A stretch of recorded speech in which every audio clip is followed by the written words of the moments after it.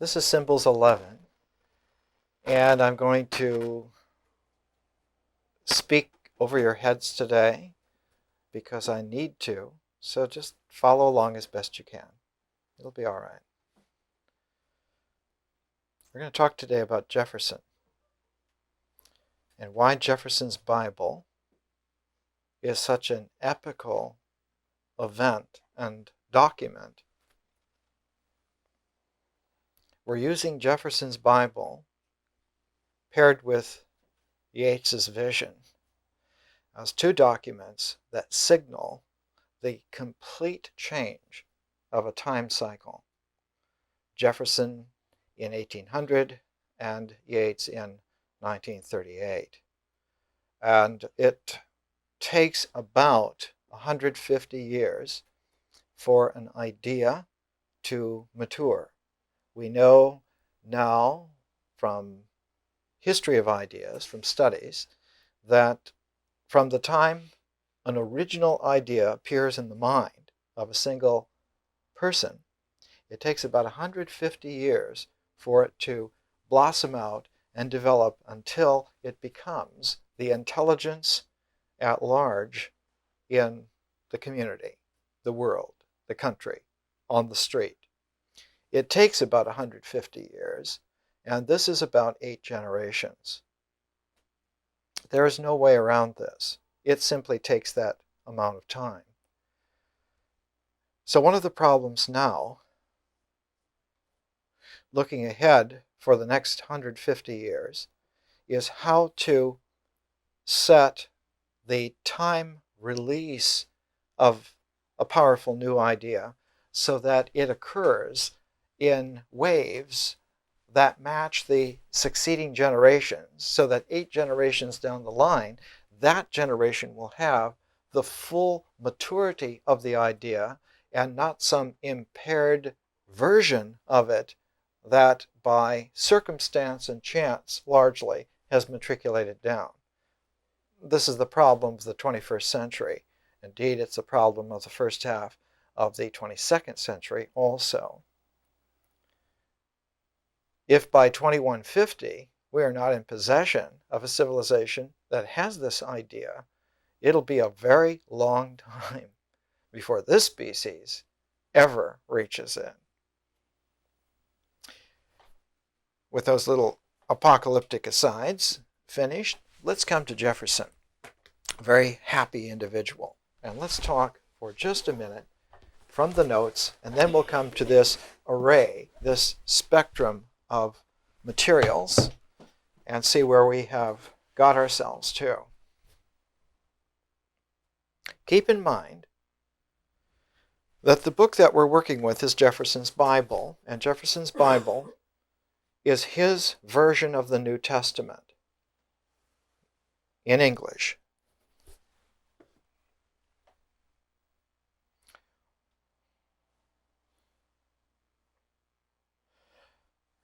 Jefferson, as an artist, created several works. He created Monticello. He created the Declaration of Independence.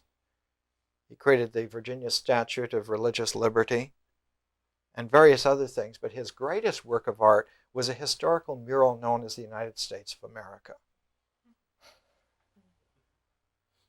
The Newt Gingriches of this world think the country was founded on Washington's taciturn personality. But this is not the case, because in 1800, Washington's taciturn personality was hung in portraits on the wall in the White House, but the working desk went about refashioning the entire country in a completely different line. We happen to live in the inheritance of that tremendous achievement, still, even today. For Jefferson, the difference was that Washington's America was a stepping stone, a threshold, a front doorstep to a return to monarchy. And for Jefferson, this was absolutely a dividing line. You were either going to go on one side forward into an experiment with democracy, or you were going to slowly regress back into kingship. Not just any kingship, but as you will see, a particularly virulent, vicious form of kingship, which Jefferson and Franklin and Madison recognized as being extremely dangerous and perilous for the human race. Let's come to these notes, and I'll just review these notes briefly and put you in the picture, and then I'll come to the sequence of material that goes from King David 3,000 years ago right up to Jefferson about 200 years ago, and show you what's happened. The very center of a democracy is the center of the gestalt of the people. Now let's clarify this for just a moment. What is a very center? The first person to understand exactly what a barycenter was a man named Kepler, Johannes Kepler. He's the real genius in the scientific revolution, not Copernicus. Copernicus said that the solar system was sun-centered, and this is not true. The sun is not the center of the star system. The center of the star system is a space, a locus out in space. It's a place where the gravitational focus of the entire system pivots. The barycenter is fairly close to the sun, but it is not anywhere near the sun. It's not even in the corona. The truth is that all the planetary bodies revolve with the sun around a common center. It's a center that has nothing there except the focus of all of the dynamics in gravitational terms. And because the barycenter is the focus, the magnetic quality of a system in its dynamics is a shared interface of trajectory, momentum, mass, so that the star system as a whole is an entity, as Plotinus would have said. It's a pattern, as someone like me would say. It is a whole. It is, in fact, what we would call a distinguishable form. That means that all the planets, and all the minor planets, and all the comets, all the moons, and our star, all constitute a single system, and that system spreads out. Eventually, it goes out to about 1 light year on any radius from the sun. And at that terminal moraine point, just like at the end of a glacial movement, there's a collection of stones at the end of a glacial movement. It's called a terminal moraine in geology. There's a terminal moraine in terms of star systems, which is a collection of comets and asteroids and planetoids and small fragments and dust and so forth. It's like a dirty rim that goes around, and it's rather flat because every star system is rather like a pancake. It's very, very flat. So that in approaching a star system in interstellar flight, you usually come in through the top and not through the side, so that you come in through a magnetic pole and not in terms of the electromagnetic gravitational plane. You're sure to hit some dust if you come in that way. So you have to learn to drive. The only way to compute accurately where a star system is by its barycenter. And so if you move from star system to star system, you move from barycenter to barycenter. You don't fix on stars, because if you fix on stars, you fall into the electromagnetic realm and you get crunched by coming in faster than light. So you have to go to the magnetoelectric realm. And that's how you travel. Now, for Jefferson, the barycenter of a democracy are all the people together who are actively engaged in making it happen.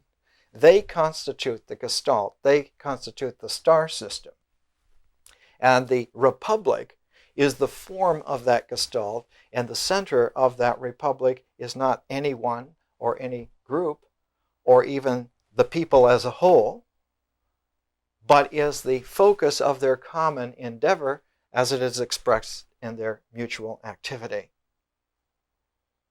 So to elevate the people as the center of a democracy is in fact an error, and one which we can see in communist China and various other places.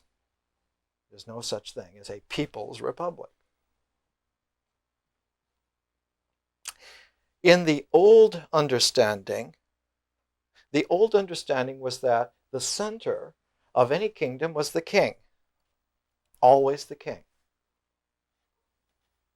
And that the king was placed in the center, had earned the right to be in the center, because he was very strong and very powerful, and he had a lot going for him, especially because he was singled out by the gods to perform this function.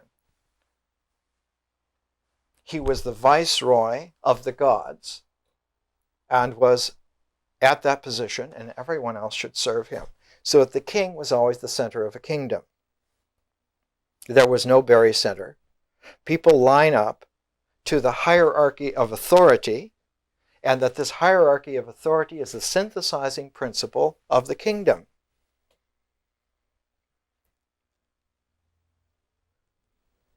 In Jefferson's time, King George III was a king who believed in this. He was the center. But he was also an English king, and the English king at that time was a special variant of the divine king, because a very crucial happening had occurred in history, the crucial happening being a decision by Henry VIII. Big fat man, the red beard, that if he didn't like you, you were gone.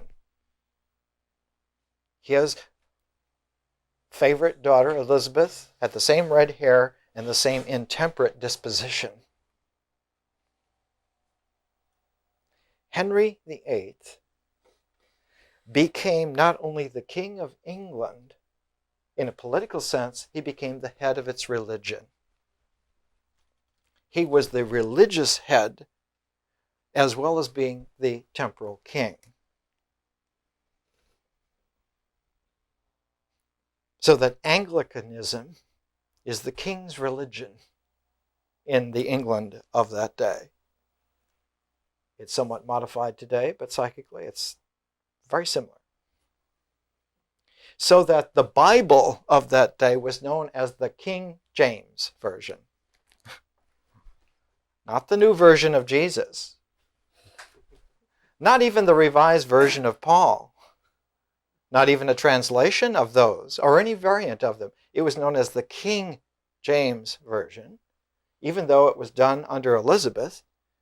Had she have lived a little longer, it would have been the Queen Elizabeth version of the Bible, but probably, knowing her, she would simply have called it the Tudor Law.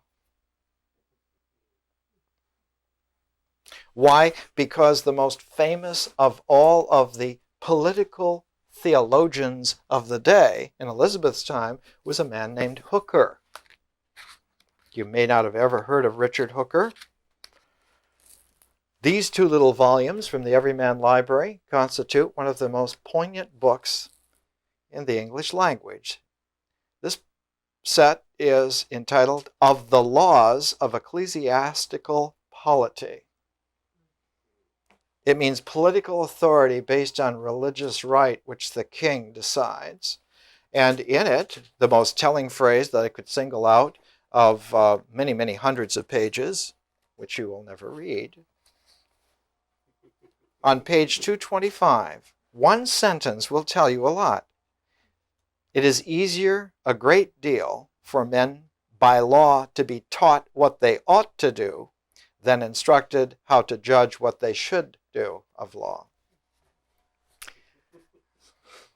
Comprende? That's the way it was. Jefferson and Franklin understood that this was a radioactive position. It was full of regressive energy that did not go back to the problems in the early Tudor reign. They didn't even go back to the problems in the early developments of what became Protestant reformational thought in the 1300s. It went all the way back to biblical times, to pre-Jesus times. It went all the way back to the times of the Maccabees. It went back to the middle of the 2nd century BC. Now, this is extremely loud-mouthed and presumptuous and rather loony and intolerant until one knows a great deal more. And then it settles in and becomes a truly, pan in a little bit, becomes a truly astonishing development.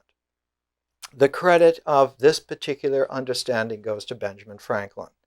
He was the first really comprehensive mind to understand, in terms of all the energy dynamics of history, of the capabilities of human beings, of the development which was capable out of man's truly divine gifts. He was the first to understand that we were at that time, in the late 1700s, at a complete watershed of development in terms of our species. One of the great events in Franklin's life was that he believed that he had been handed not the key to these mysteries, but the energy which charged the key. The key he already had. It was the key to his own house, to his own front door.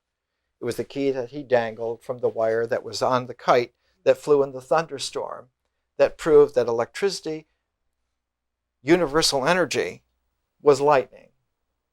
And that lightning, therefore, was an indication that universal energy, that all matter eventually moves by an electrical exchange.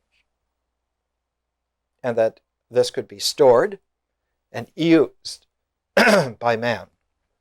This was a great discovery, 1740s. Franklin did this.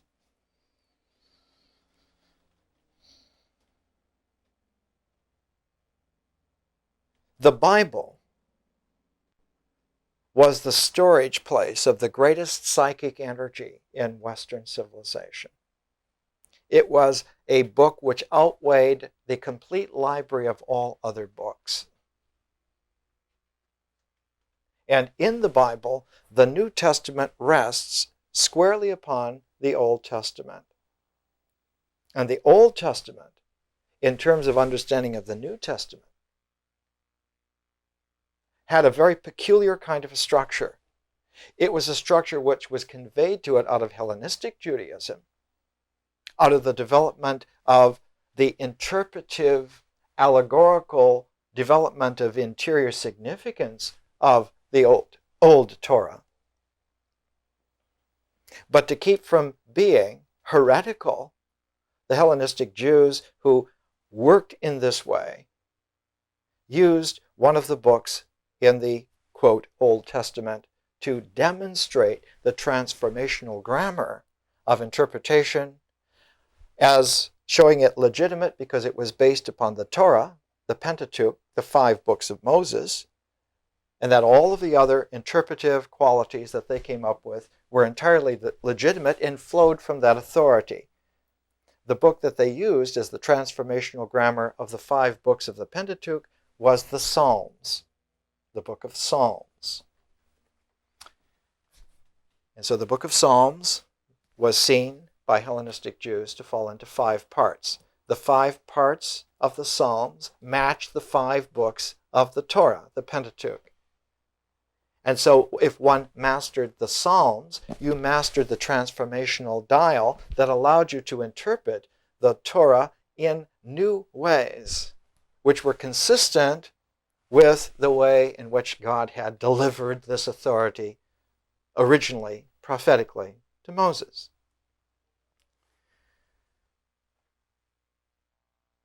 And so the Psalms had to be taken literally under your arm, close to your heart. There was a hidden difficulty in this, which came up to certain factions and sects of Hellenistic Jews. The leader of that faction was Jesus. He saw that this was a particular problem because the Psalms are essentially the Psalms, initially at least, most of them were by King David. They're the Psalms of David. Now, David was very interesting, lovable, Kirk Douglas type of a character. And in and of himself was a hell of a guy. But the fact is that David as a symbol is the beginning of a royal divine kingship line in Judaism. Lost from sight is that this royal kingship line was created by Samuel and withdrawn by Samuel from Saul and reassigned to David. Lost was the fact that the kingship was on loan, that it wasn't really conferred, but it was a costume that was loaned out. So that essentially the divine kingship in the Old Testament understanding carried with it a bifurcation, slightly off-center, two different standpoints. One of which that this was the authority which one could count on. And this was the tack that Henry VIII took and King George III took. I am a king representing Christianity, which is based upon the Old Testament, which goes all the way back to God's authority, and how dare you say one word against me? Because the Old Testament law in this case is very clear. It's extremely clear. It's in Leviticus. And in Leviticus, in the Torah, there are two ways in which one can view a combat, a conflict. One is a natural way in which the conflict is vis-a-vis something neutral, like people who are completely outside the sphere, Goy, Gentile, not one of us. They're neutral, and those kinds of problems and situations require a negotiated quality of dealing with it. The second kind are people from the inside who have become impure, and they must be dealt with mercilessly. Their impurity must be burnt out of them at any cost. The first kind, the neutral kind, are profane. The second kind, the traitors within, are impure. Now, if you get interested in this sort of thing, the terms that were used in the Jewish priestcraft for this are Ashem and Hatat, and there's a wonderful study which came out here about 20 years ago, Cult and Conscience, the Ashem and the Priestly Doctrine of Repentance, published in Holland, in the Netherlands. And one can go into this. The basic dividing line is what we would call, and what was called at that time, using the root shum, guilt, guilty, guilt. The profane are not guilty, they're just wrong. But the impure are guilty. They're not just wrong, they're guilty. They must be punished because punishment purifies. The American colonies were seen archetypally, not because George III was a fantastic priest in a Jewish English kingdom, He was that to many of the power players, but he was basically a sausage-eating boor. But he treated people like Franklin and Jefferson as if they were impure traitors who must be dealt with severely, and not at all as profane neutrals who have to be negotiated with. Whereas Franklin and Jefferson, they took the stance, we have nothing to do with your supposed royal lineage. We have nothing to do with your priestcraft kingdom. We have no binding on us of the laws of ecclesiastical polity at all. For we are universal men who have a direct line with your supposed derivative line of authority. We have consulted God within ourselves. We're acting on our recognizance of where we are. And our breaking away from you is not breaking away from you, but starting something which is completely new, radically new. So that Jefferson's Bible is a transformation of the King's Bible. It's under a new synthesizing principle, a new symbol, a new civilization. The French got it even more than the Americans, because when the French Revolution happened, they started with the year 1. They threw the calendar out. They said, we're not in 1790s at all. We're at 1, year 1. Somewhat premature. In a Jeffersonian democracy, the active, making people generate through their experience the foundations of their existence. And on the foundations of their existence and through their generating experience, they distill out the essence, the symbols. And that the form of this entire process is the Republic. The Republic is the common, the held in common symbolic form of this entire ecology, no part of which can be impaired without changing the form. And the problem that they saw, and in fact it was Madison who saw it clearer than anybody, Madison in a classic statement in the Federalist Papers, Federalist number 10. He says the only real danger in this dynamic gestalt is that factions will develop, that the various stages and phases will fail to understand that this is a dynamic flow which requires all of us to be together in order to have a wholesome form. If the various groupings of the phases develop as factions, this will not only fall apart, it will quickly devolve into a tyranny even worse than the old divine kingship, because the divine kingship has archetypal governors in it, whereas the tyrannical form of it, a very malignant disease, has no governors whatsoever. And that the tyrannical form of kingship has in fact very clear prototypes. I'm going to give you an example of just 2 prototypes, because that's all that Franklin and Jefferson needed to go on, and they understood what Madison was pointing out. The first prototype is Julius Caesar. Julius Caesar was a Roman, a general, an author, interesting character, played by Rex Harrison.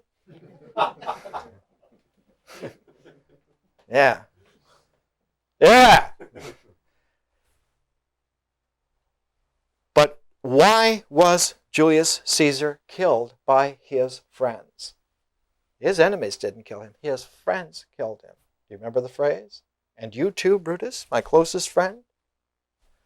The men who stabbed him were his closest friends. Why was he stabbed by his closest friends? because he assumed for himself what was called the Pontifex Maximus. He became the head of Roman religion, as well as the dictator of the Roman people. And by joining those two things together, when you join the head of the religion with the head of the state, you produce an archetypal tyrant who has no competition in heaven or on earth with his decision-making powers. He doesn't have to consult anybody, God or man. And this is a special form of madness.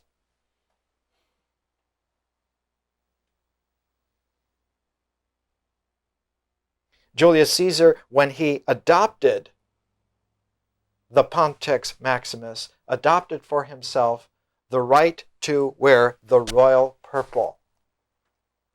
It's called, the color in Greek is called porphyry. The very special royal purple. Only an emperor could wear it. And he also adopted wearing red boots.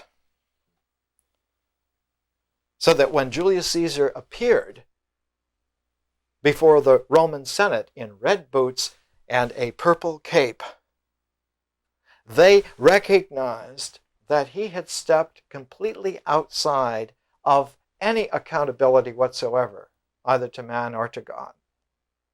And he claimed for himself this power. He was killed for this. He was stabbed by his friends for this. But he, Julius Caesar, being a wily general, being a military man, had already prepared a successor which they did not kill because they didn't understand that he had already prepared a successor. His successor was his nephew, the teenager, the adolescent, Octavian, who became Augustus Caesar, who saw what happened to his uncle and who made very wise preparations so that when the time came for him to bring religious and political power together in himself, he had already covered himself about 200 people deep on every level. Augustus was one of the most masterful tyrants in history. He reigned unchecked for 44 years. He was absolute master of the world in which he chose to occupy for half a century. He was unchallenged.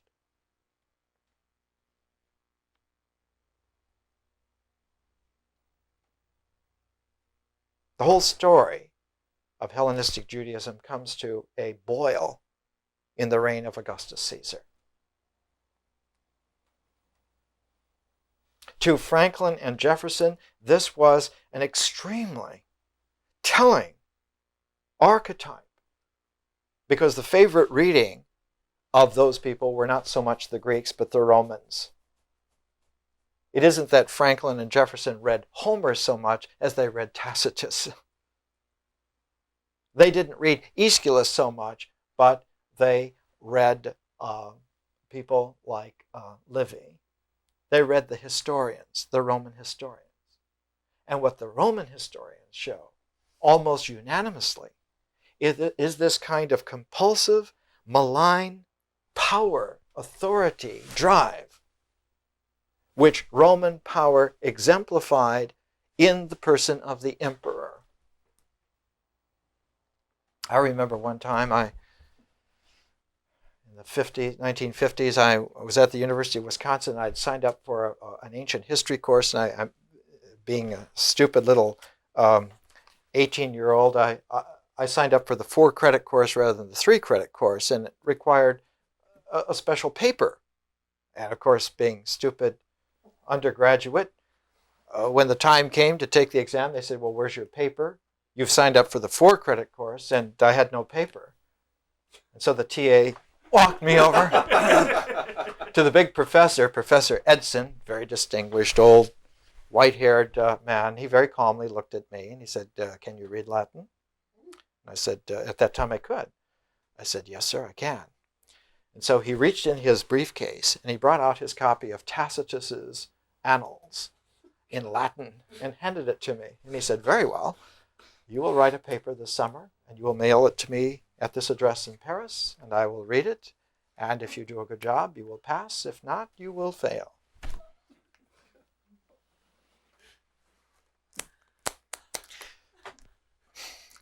I was the head porter at Sequoia National Park that summer.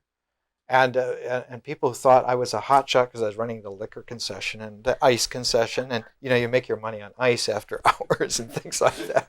And I was always carrying Tacitus and Latin around with me everywhere, trying to read this and think about it. And I was having a lot of problems because I was only 18, trying to understand, well, what is this all about? These are just strings of emperors that are so bad, how could anybody have stood them? And so I was talking to a garbage man one day. Yeah, huge guy named Josef Stejskal from Prague.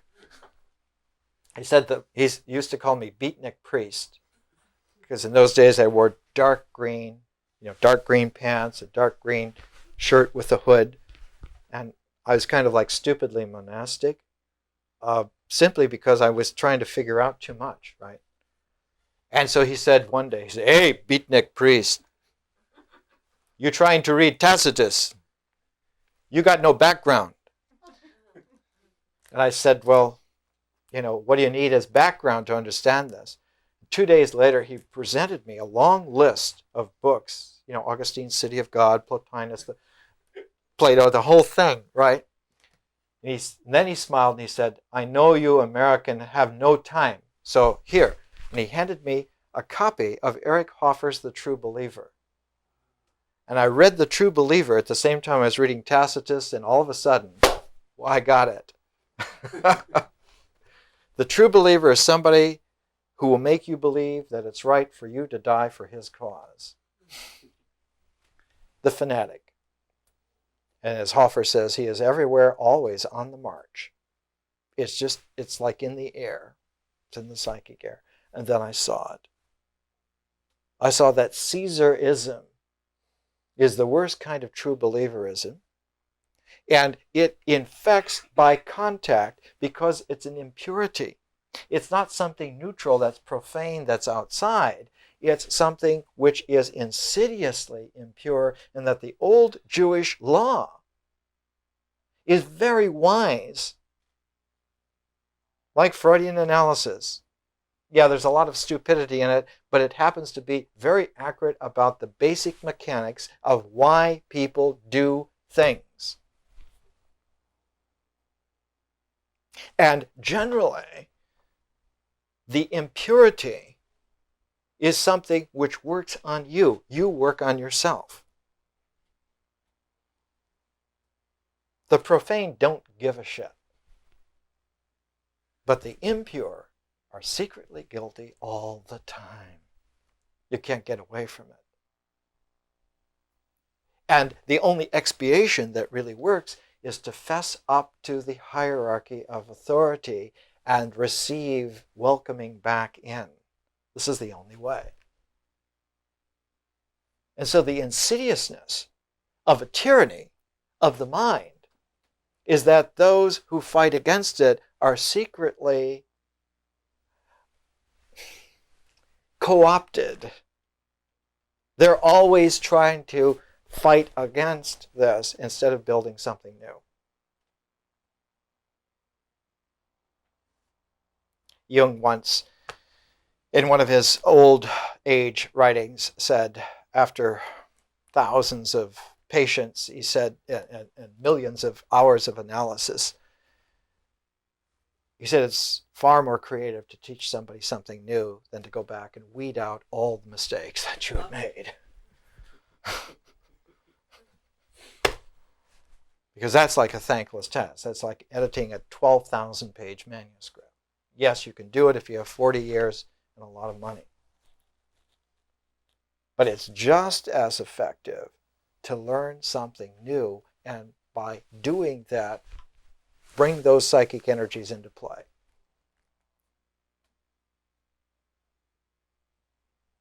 For Jefferson, the people who hold the form in common in all of its phases, that's the republic, and that's why the authority and the power in this form of government is derived from the people. It's not derived from the people because they're at the top of a hierarchical pecking order. That's not it at all. That also is a variant 54C, of the tyranny of the Roman Empire. Now, what's even more insidious is that the Roman Empire, their tyranny, the tyranny of Augustus Caesar and all the rest of them, which was passed on, passed on to the popes at that time in the 4th century. Why was it passed on so easily? Because the origins of Christianity go back to Hellenistic Judaism, and the origins of the Roman form of the Pontifex Maximus coming together with the head of the government is not Etruscan or Roman at all, but based upon a competition and understanding of the Jewish kingship. How is this so, you say? How can this possibly be? Because in the 2nd century BC, the time of the Maccabees, there's a wonderful study of the central figure of the Maccabees that came out from Cambridge University Press. Let me just get a little advertisement in here for Cambridge. Judas Maccabees, the Jewish Struggle Against the Seleucids. Nice, expensive $100 book. Fill the bowl.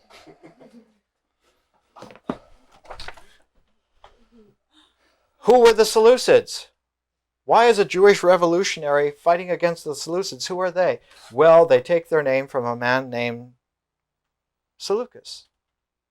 Seleucus Nicator, who was a Hellenistic king, who was one of Alexander the Great's generals. And when Alexander died, all of his generals grabbed kingdoms.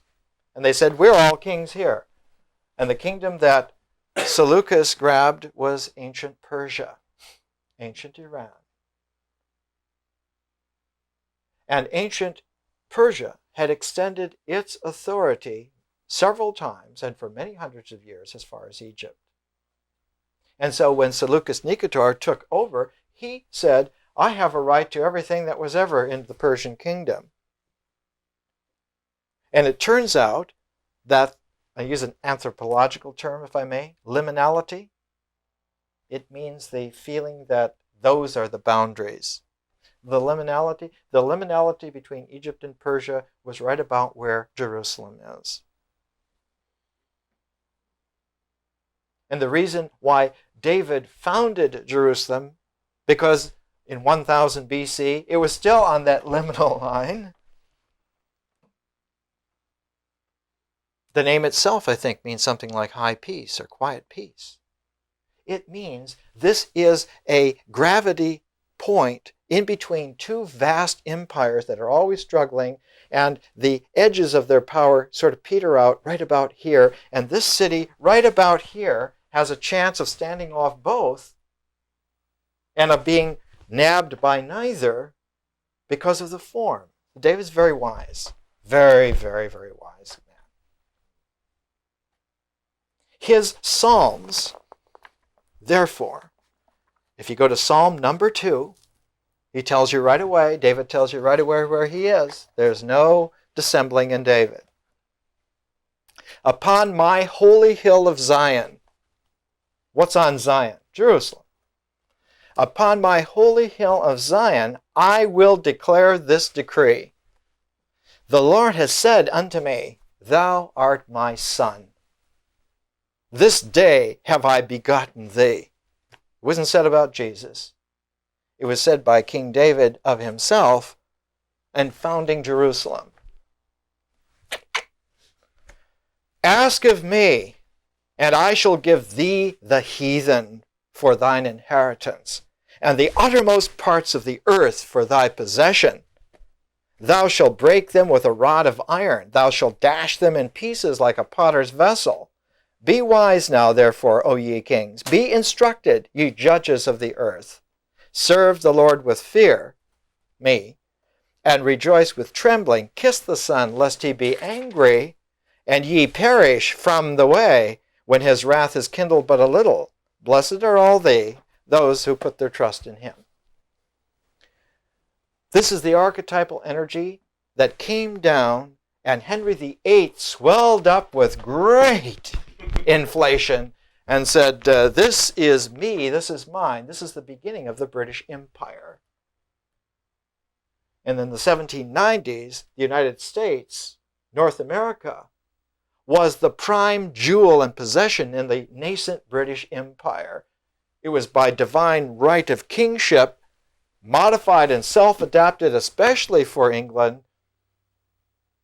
So when Franklin and Jefferson made a revolution against this, it was considered the ultimate impurity.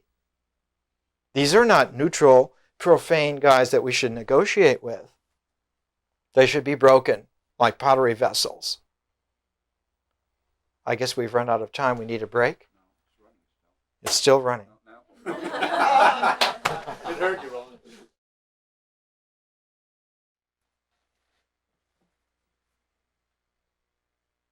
There are many books on the Psalms. In fact, the Psalms are probably responsible for more commentaries than any other book on the Bible, including Job or Genesis. Usually, if you were in an early American family, the Psalms, a psalmody, was a separate book which you would have as one of the family books. And people would know how to sing the Psalms like people in our time know how to sing Christmas carols. They just knew them. Why would songs written 3,000 years before be the everyday tunes and intelligent, hopeful prayers in poetry of English people? Why would this be?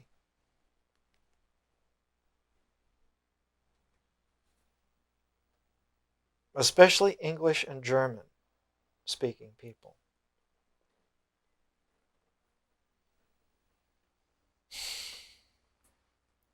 Let's establish something first. We have many books here on the Psalms. They're out of thousands of studies. I brought a half a dozen out. I guess you must realize that in order to float lectures like this, it takes a lot of books. One sentence from one of the books, page 137, headline, "The Enemies of God as Personal Enemies of the King and Vice Versa."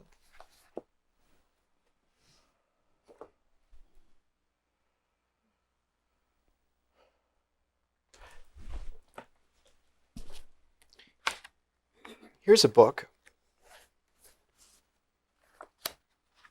Its title is To Live Ancient Lives by Theodore Dwight Bozeman. Published, I think, by North Carolina, out of Chapel Hill, North Carolina. The Primitivist Dimension in Puritanism. To live previous, is it previous? Ancient lives.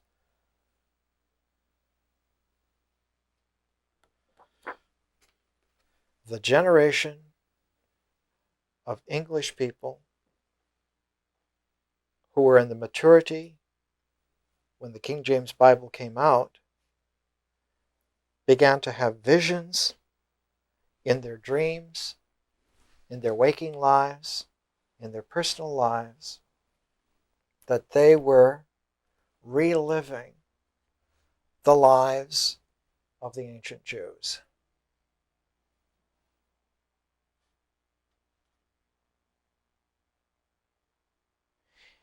It would have been hard to tell a precise, radical Protestant reformer from a Jewish Hasid. In Peter Weir's film Witness, the little boy in the train station in Philadelphia goes up to a Hasid and mistakes him for a Quaker because they're dressed exactly the same. They look exactly the same. They thought exactly the same. except one uses the idea of the purification towards the Messiah, the other uses the purification towards the grace from Jesus.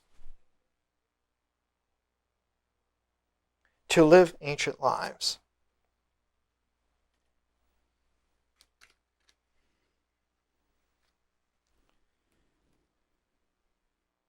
To begin with, reads this paragraph,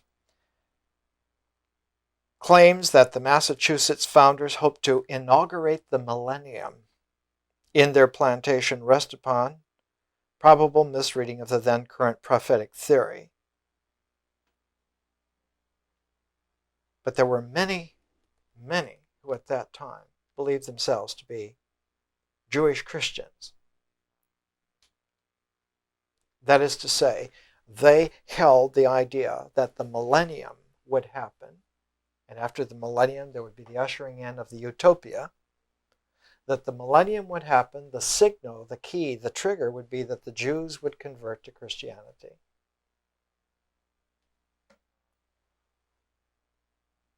So that the whole movement of the Puritans was to live those lives so exactly that they would invite by reverberation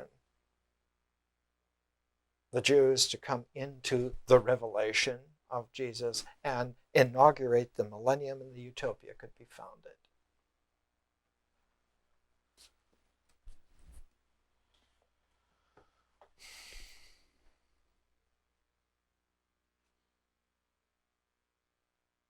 When did the Pilgrims land at Plymouth Rock? 1620?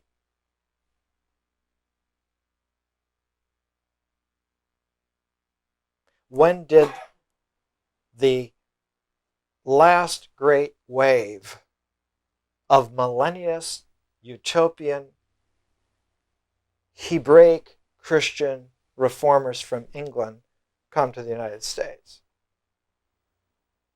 In the 1800s.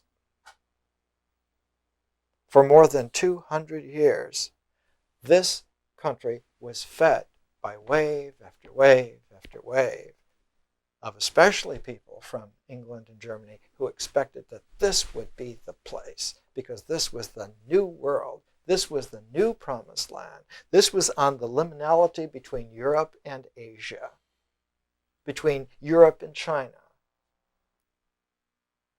America was the New Jerusalem because it was on the edge of two empires. The Asiatic Empire, dominated by China, and the European empires. And somehow, the Atlantic seaboard of the United States was right on the edge of these two empires and was somewhat free, the freest place on the planet from these two powers. The key to this is that the Psalms of David, and the royal Psalms are dispersed throughout the book of Psalms. The royal Psalms of David make sure that the kingship remains intact and does not devolve into a tyranny because it is held in place by the gift of prophecy. Samuel the prophet's gift is the kingship. And as long as the gift of prophecy is intact, the kingship will be intact. Many people saw Franklin and Jefferson as jeopardizing the chances of succeeding in this. Many. Jefferson was called the Great Satan by many. The Ayatollahs are not the only ones who use those terms. The American press in 1800 used the very same terms. They had little cartoons with horns on Jefferson and the devil's tail and countries going to hell. That's where the phrase came from. But they meant it in a biblical sense.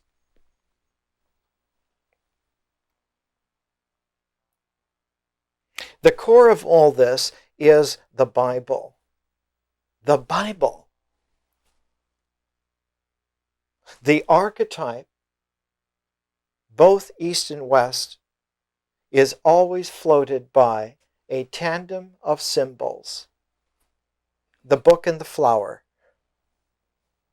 The flower is a symbol of the paradisical Eden, utopia, that will come when the book is understood perfectly as a whole. I talked last night about how in Asia, all of the iconography of the Lady Prajnaparamita is always that she holds a lotus and a book. And the Lady Prajnaparamita became Kuan Yin. They lost the book along the way because the Chinese Taoists realized that life is the book that you consult, not any kind of sutra. And so Kuan Yin, being a Chinese goddess of mercy, has the lotus. But originally, always the book was there. The Bible.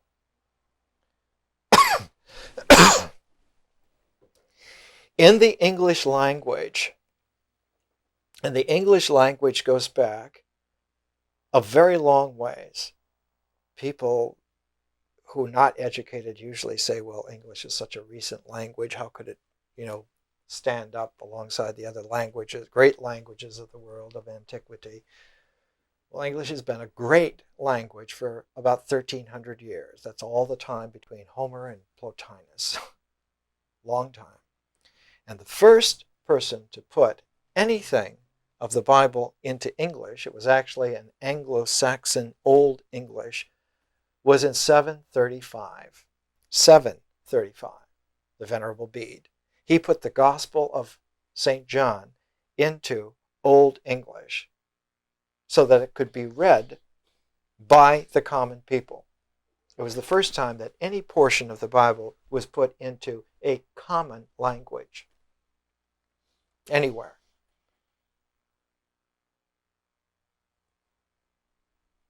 And he would have done more, but he died in 735. His statement at the time was that he started translating the New Testament first because that was the way to get back to the original Torah. And so in English translations of the Bible, the New Testament was always translated first and the Old Testament afterwards. Never the other way around. After the Venerable Bede, there were no translations of the Bible into any form of English for 550 years. Why? Because the Bible, as the book, is the fount of authority upon which the whole power of the kingship sets. The kingship is a pillar, but the base of the pillar is the Bible. And you can only maintain your authority as long as you prove that you're sitting on that foundation and that that foundation supports your pillar and not theirs.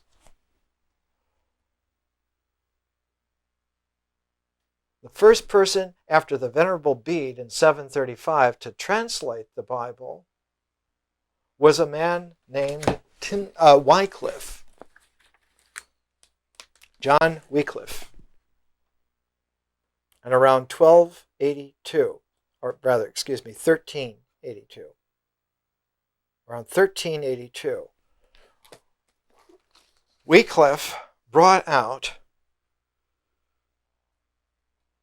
the culmination of many years' work, the idea that the entire Bible should be translated into English so that it would be available to the people, to everybody. Why did it come out at this time? This was the age of Chaucer. This was a great age of humanity in English language letters.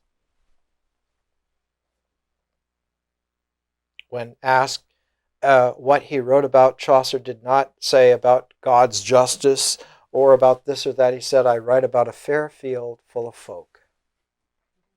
I write about human nature in its complete spectrum. What a wonder we are. Because man, in his unfurled completeness, is the flower of God. So Wycliffe, in his Bible, and incidentally, he had to do his translating on the continent because it was very much a no-no.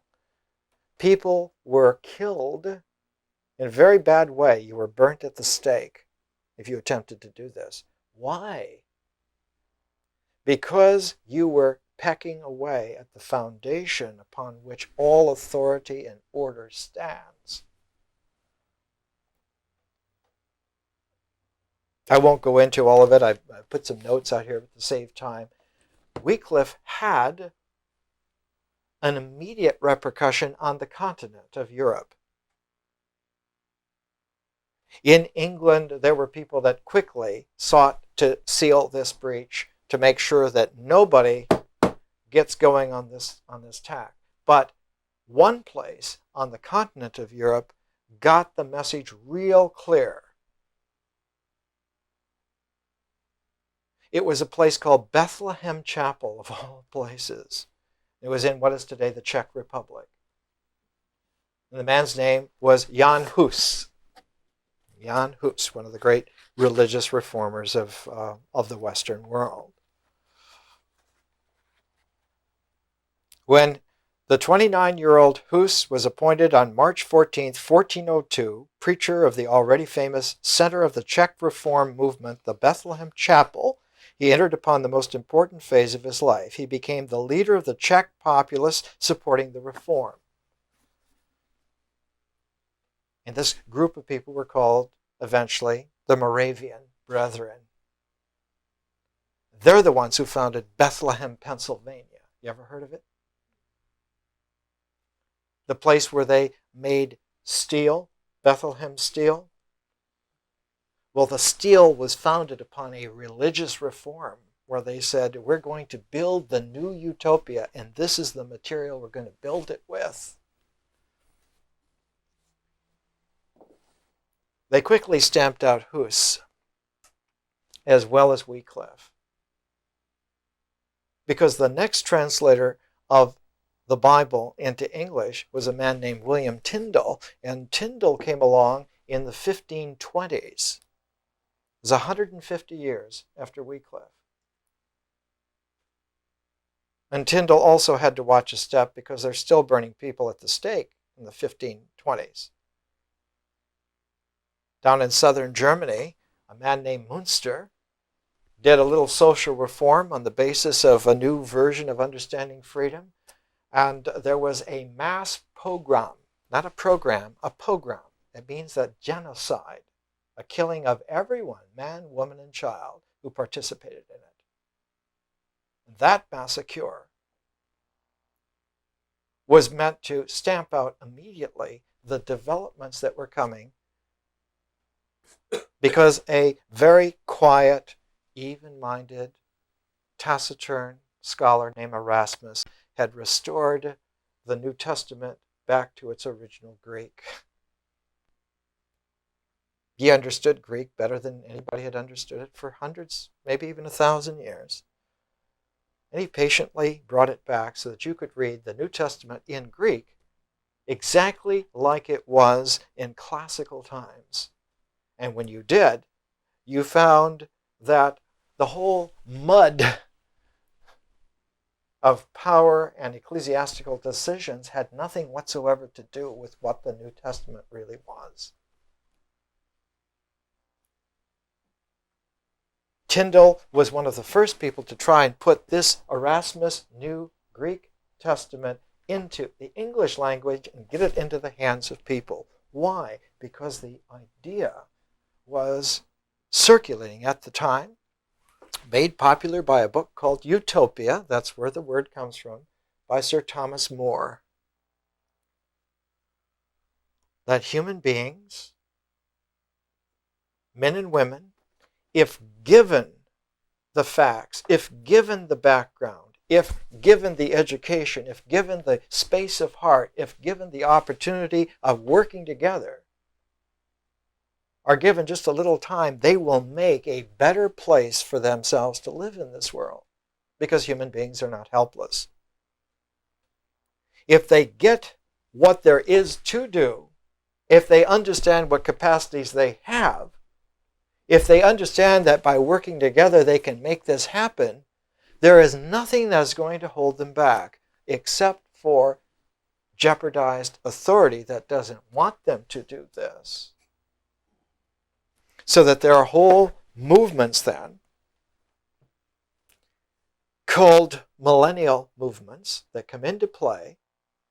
And these millennial movements in the 16th century, going all the way into the 17th century, from Tyndale's time in the 1520s to the Pilgrims' time in the 1620s, in that century, there's a whole century of movements based upon trying to look back at primitive Christianity.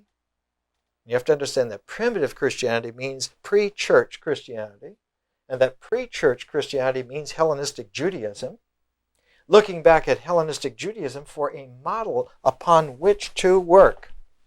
And so all of their communities are named for biblical, Hellenistic Jewish expectant places.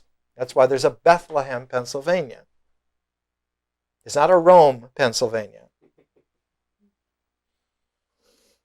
Bethlehem. But by the time of the 1620s, there begins to be a shift, a change from, instead of looking back at the origins of the old world, to looking at the potential of the new world. The whole vision changes from looking back to looking forward. And because when you look forward, you cannot see anything. There's nothing there. The only thing that's there is a vision of what is possible.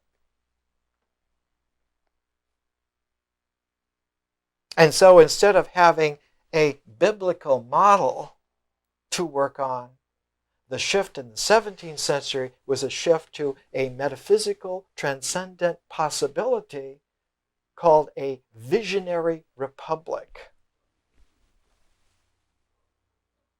And it wasn't possible in the 17th century to build a visionary republic. It was an idea before its time. It simply wasn't possible. But by the 1700s, by the 18th century, it began to be possible, and that's why you have then something like this, Ruth Block, Cambridge University Press, Visionary Republic, Millennial Themes in American Thought, 1756 to 1800. Because the last half of the 1700s, men and women realized we have got it in hand.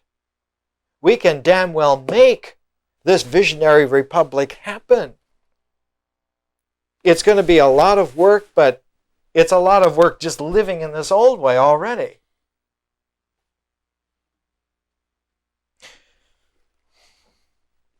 Why 1756? Why 1800?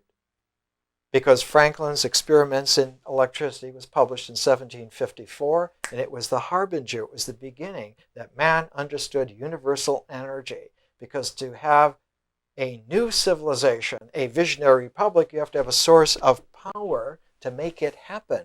And with electricity, one had an indefinite reservoir of power with which to make this happen. 1800, because that's when Jefferson took office.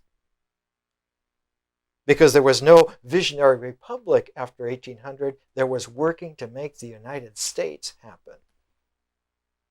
And the United States became a magnet for every single visionary group in the world at that time, even Chinese secret societies. Even the Kuomintang Taoist Society still had its headquarters in San Francisco in a little side alley off an alley. Kind of place where if you walked in, there would never be anybody there.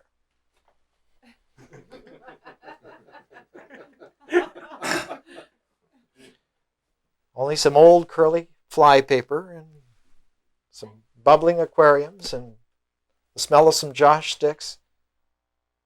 Because secret in China means secret. I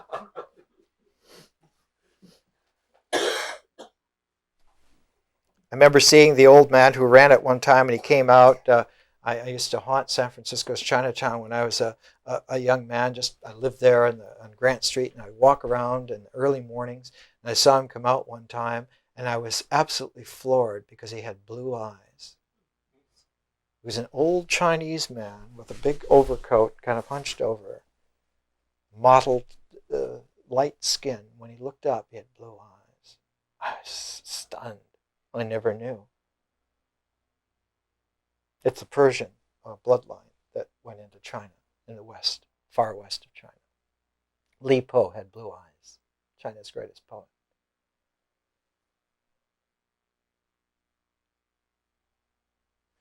Okay, William Tyndale based his work on John Wycliffe's work. Henry VIII based his whole claim to power on Tyndale's New Testament.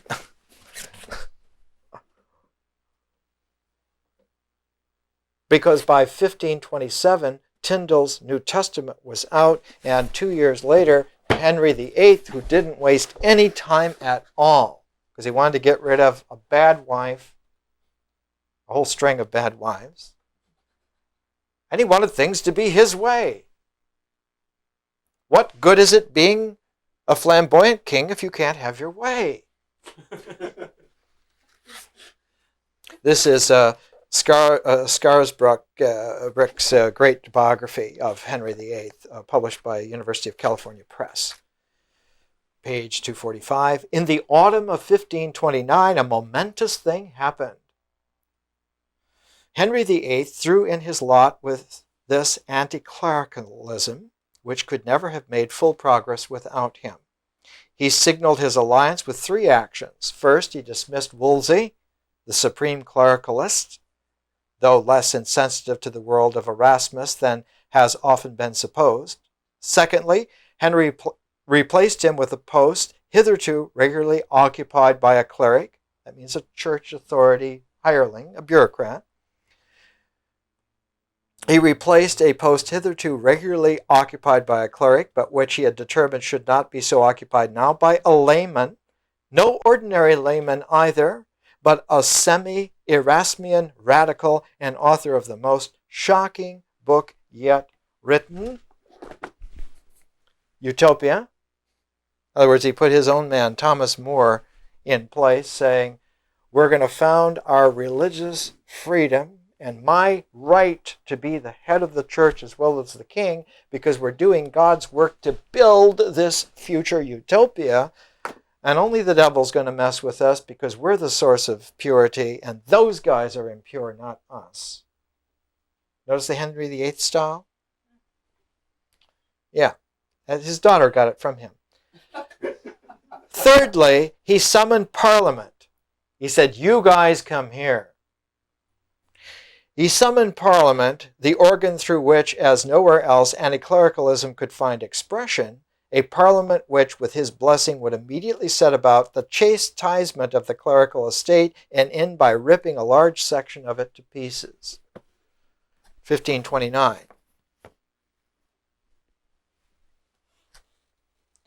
115 years later, this would be prorated with past pent-up expectations. And in the 1640s in England, there was a civil war. And the Long Parliament, they called it long because it was kept in session constantly, ripped down all the monasteries in England.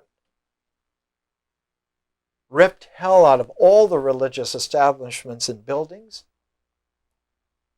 Ripped the clothes off the monks and threw them out into the mud. Sent the nuns out. How do you think Glastonbury church got to be a ruin? Through this iconography, cracking Protestant reform that said all these places are impurities. They're not profane neutrals outside of us, but they're impurities that are keeping us from having a full, complete reform. And what's wrong is that the kingship had betrayed us. Why had the kingship betrayed us? Because the kingship was based upon a very unusual circumstance. While Henry VIII and Elizabeth, while the Tudors were very English, their successor, James, was Stuart and was Scottish. And the Scots and the English are very different. I mean, you talk about Jews making fine line discriminations. The Scots consider the English more foreign than the Chinese.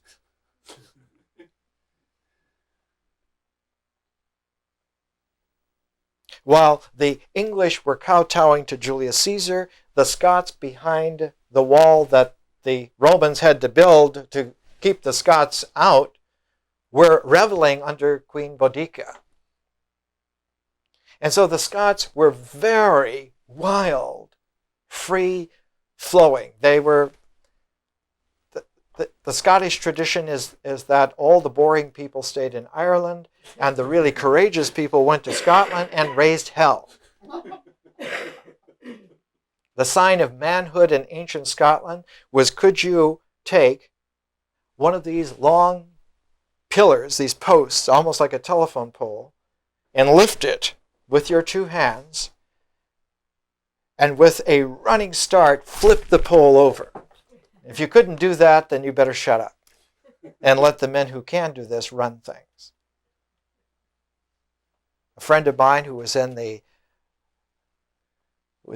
regiment in India, a Scottish regiment, he said the Indian officers at the 25th anniversary of them leaving Britain, India, they left in 1947. He went back in 72 for the 25th annual, and they cried when they saw them. They said, we haven't had good times since you guys left. They said the thing that was always remembered in India was that the Scots fought with kilts, wearing no underpants, and that men who would go into battle with their privates hanging in the open air were the most feared people because they had absolutely no decency whatsoever and also no fear.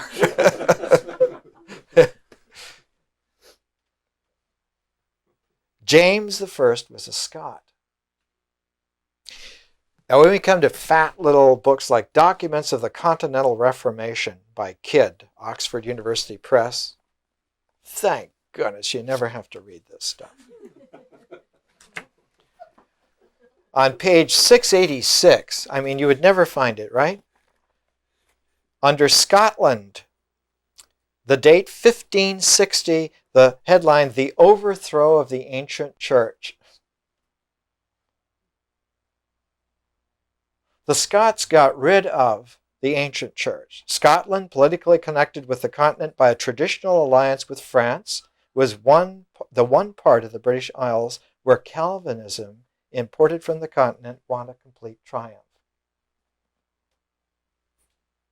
The Calvinism of Geneva and of Zurich came to Edinburgh in the 1560s. In 1560.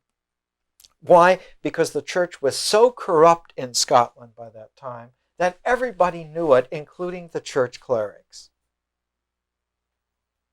The documentation in here shows how paper thin the church was in Scotland at that time.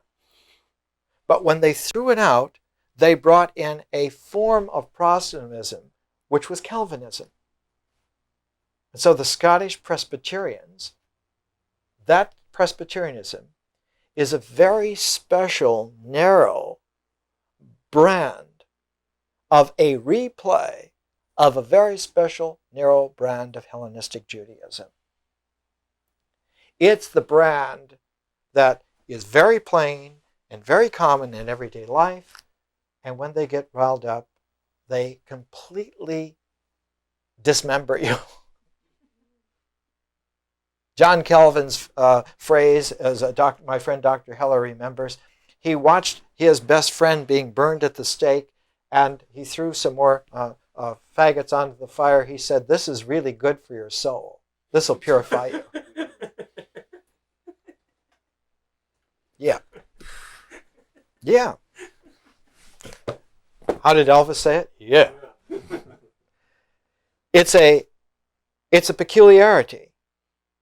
Are you beginning to understand that there's a lot that behind Jefferson's Bible, there are whole huge sections of history like tectonic plates moving. There are earthquakes. There are fires, volcanoes happening in the psyche, happening in the political geography of the earth. Jefferson's Bible is the archetypal symbol of about 2,000 years of history coming to one liminal line. Are we going to go into the future, or are we going to recede back into the past? And in order to go into the future, we have to find a living seed from the past and carry it to the future and plant it there. How are you going to do this? So far, we've only had kings and priests. Something is missing. There's a third element, a resolving element, which is missing. And the resolving element is education. Education. Because only an educational process en masse can do that transformation, can do that bridging. So all of the reforms in the 1300s failed because there was no adequate education.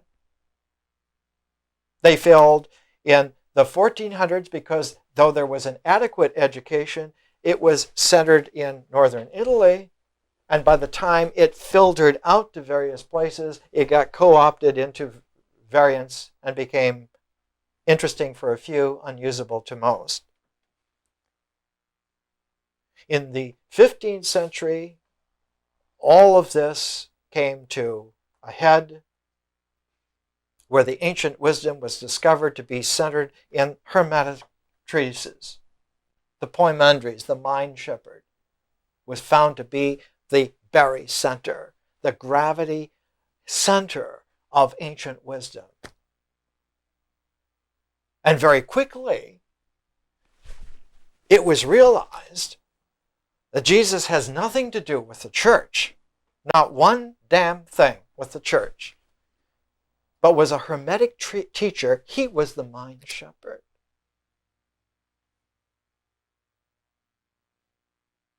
And so the whole condensation of the 15th century Hermetic Renaissance came to this focus of trying to understand, well, who is this man then? Obviously, completely unseen, unknown completely. Where is the mind shepherd? Where is that man? And so the Renaissance became the Reformation on the basis of trying to find, because the only focus that one had was the New Testament. The only working focus at that time was the New Testament. That's why Tyndale's New Testament is so powerful, because it seeks to disclose not church doctrine, but Jesus the man. And quickly seized by Henry VIII as a justification for his Pontifex Maximus kingship. In other words, Henry VIII co-opted what should have been a revolution against him into saying, well, these are my boys. And as soon as Henry tried to make Sir Thomas More be his bulldog to sig on his own friends, Thomas More realized what an impossible, culpable situation he got into. And so he maintained what was possible under the laws of ecclesiastical polity. He maintained silence. The king cannot kill you until you utter a word against him. And Henry kept him in prison, hoping that he would say one thing. And then finally found that he had the authority to just simply kill him. Thomas, I'm going to bring you before my court one last time. And all you have to do is say, yea, the king. And I'll give you back your estate and your wife and everything. But if you maintain your silence, Sir Thomas, I'm going to kill you. And Thomas More's defense is well known. Sir Robert Bolt put it in Man for All Seasons, and you can watch the film. See it for yourself. Paul Schofield delivers it very, very well. There was no resolving third. There was no education in all those centuries. So in the 1600s, in the middle of the 1600s, the problem was to find some way to bring a new education into being. And the genius who did that was the man who inherited the position of Jan Hus, and his name was John Amos Comenius. His books are untranslated or out of print. Comenius and the Beginnings of Educational Reform, republished by the New York Times, of all people. Year 1971. Can you imagine that? Well, why would the New York Times republish an old book on education? Well, probably because some activity in the 1960s in San Francisco was making it clear that this was what was needed for hundreds of years to change, to make this transformation. What did Comenius do? Comenius made the world's first illustrated textbook. He brought all the ecology of the world, all the knowledge of the world together in a very small textbook, which could be used to educate grade school children and bring them up to a level to where you could begin to talk to them like an adult human being. And it was called the Orbis Picturis, the world in pictures. It begins with a world of things obvious to the senses drawn in pictures. And there's the schoolmaster and the little boy, and the schoolmaster says, "Come, boy, learn to be wise." And the little boy says, "What doth this mean, to be wise?" And then you're on your way. Lo and behold, a translation of his complete educational program was done in 1921. The Great Didactic, in 2 volumes. And Comenius is the last time that anybody essayed, before me, to change the entire scope of civilization by bringing in a resolving third. His main book, though, was a book that was found in almost every German-speaking American colonial family. Every family that spoke German in places like Pennsylvania, or wherever they were gathered together, had a copy of The Labyrinth of the World and The Paradise of the Heart. It was a very clear statement that the problems of the past were like a labyrinth, and that the millennial vision of the utopia in the future was the paradise of the heart. And that if one kept these two in mind, like a double attractor, one could find one's way out of the chaos into the paradise. But you had to keep them together like a pair, because that pair revolved around a true barycenter where God's presence really was. And Comenius did not find on the continent people who were able to really get behind it, and so he went to a place where they were interested, and that was England. Because the England that woke up after the Long Parliament had decimated all of the monasteries and just berated and belittled the people on those religious authoritarian grounds, those people got together and sponsored Comenius to come to London